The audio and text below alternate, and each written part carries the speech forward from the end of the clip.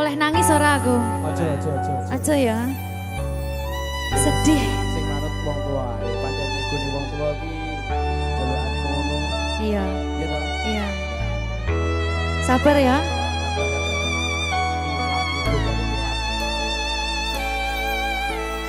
Tak ceritani cerita sing paling larani nalika bapak lunga ninggalke keluarga nelongso nanging kudu tak terima sing gawe tambah loro wong tuwa ana kaya ra ana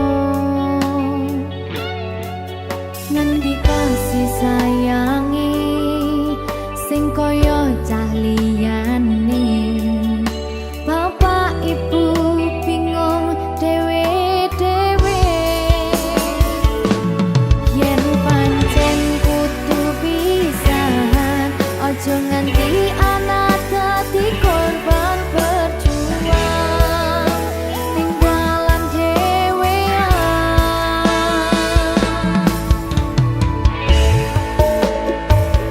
ora ana sing jaluk dilahirke tanggal keluarga sing kaya kene tak tampa apa anane kabeh kahanane yen pancen ngene iki takdire kudu iso kuat balungane perkara disangka wong tuwane kudu iso ngadeg dhewe ra ono cekelane ngene men anak sing rusak omahe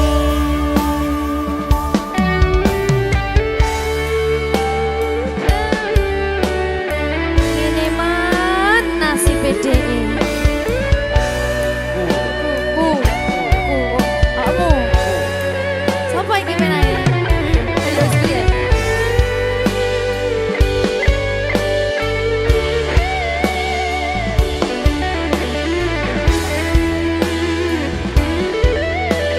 rungokno iki tak ceritani ya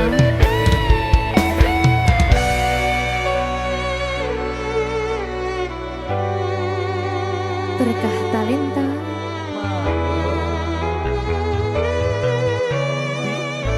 Tuh, sabar.